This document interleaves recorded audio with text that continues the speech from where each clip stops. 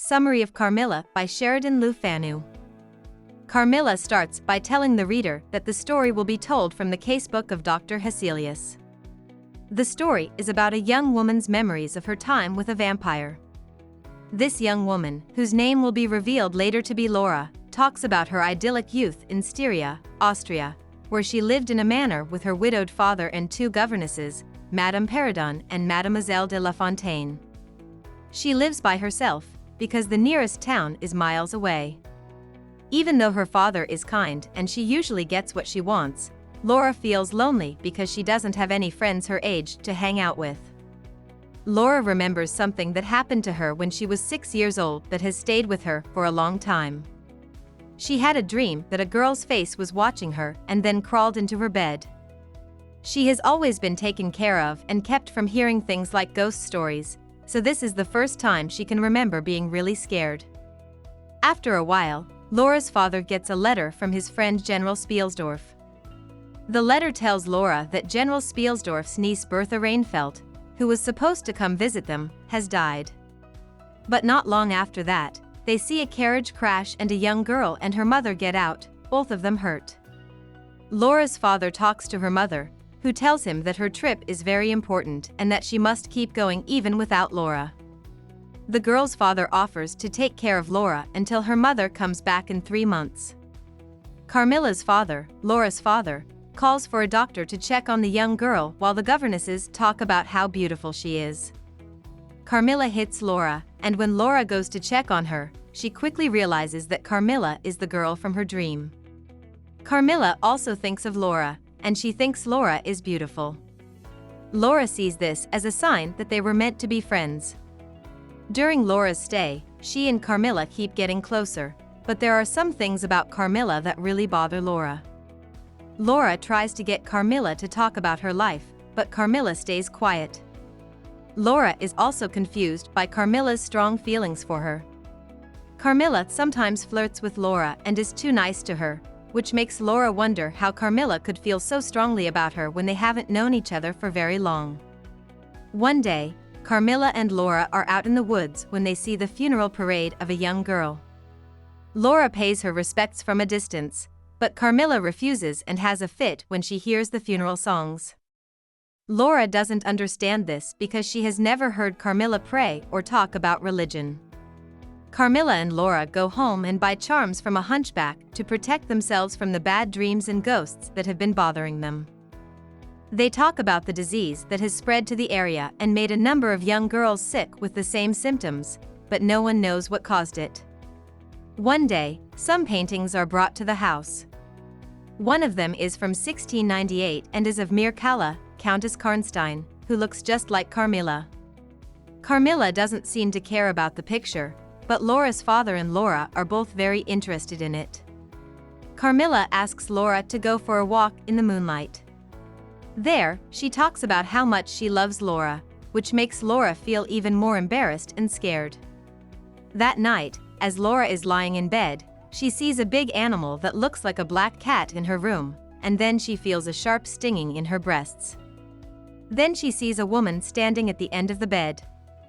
She is scared, but she can't get out of her locked room.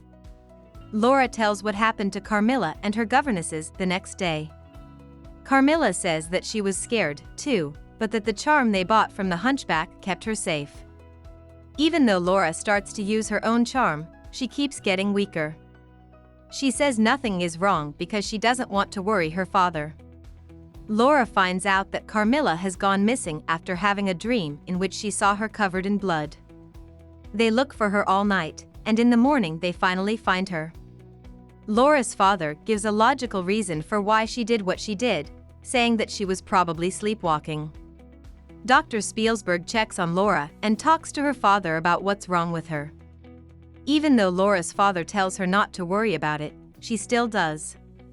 They get a letter from General Spielsdorf, and soon after, he comes to their house.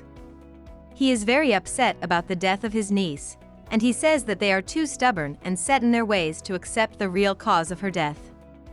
They go to the ruins of the farms of Karnstein together and leave a note for Carmilla to follow when she wakes up.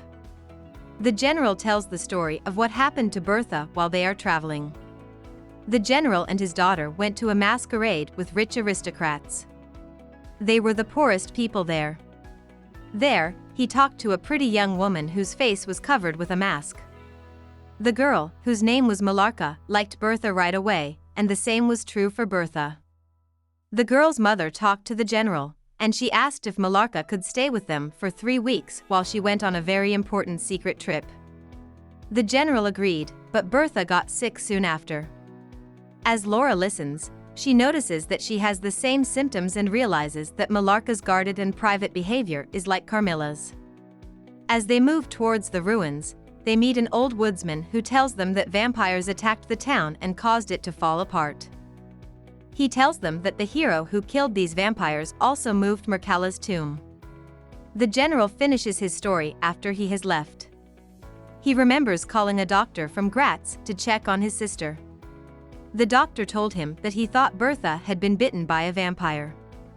The general didn't believe in the supernatural and didn't want to believe the idea, but he chose to do something because he was desperate to save his niece.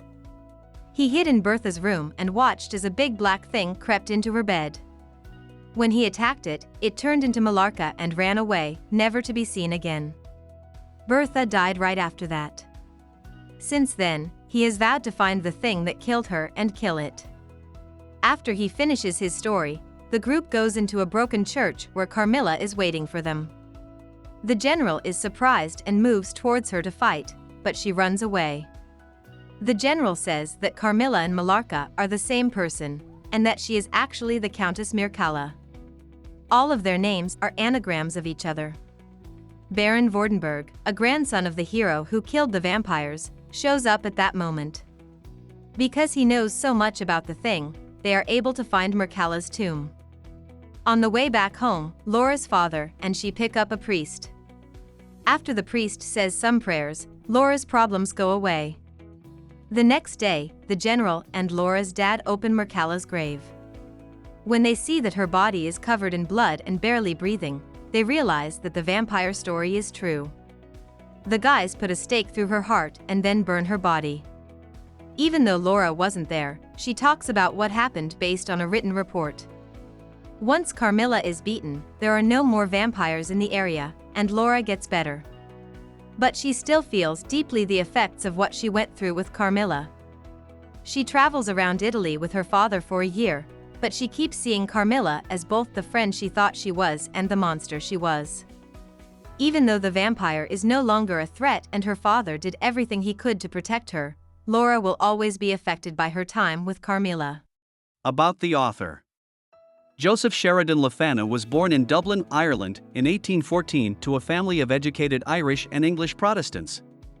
His family moved around the country a lot when he was young, and he learned most of what he knew by reading books from his father's library. He went to Trinity College in Dublin, where he first studied law but then switched to media. During this time, he wrote for several magazines and published his first horror story in 1838. In 1844, he married Susanna Bennett, and the two of them had 4 children. But in 1856, she started to have severe worry and neurosis, and she died in 1858. This made Le Fanu very sad, so he stopped writing stories until his mother died 3 years later, in 1861. After that, he went back to writing fiction and published it. He also took over as editor of the Dublin University magazine. He kept working until he had a heart attack at the age of 58 in Dublin. Le Fanu wrote in a lot of different styles during his life, but his gothic horror and mystery books are what people remember him for. Hope we summarized it fully and you liked it. Please hit the like button and subscribe to our channel so that we are motivated to create more videos.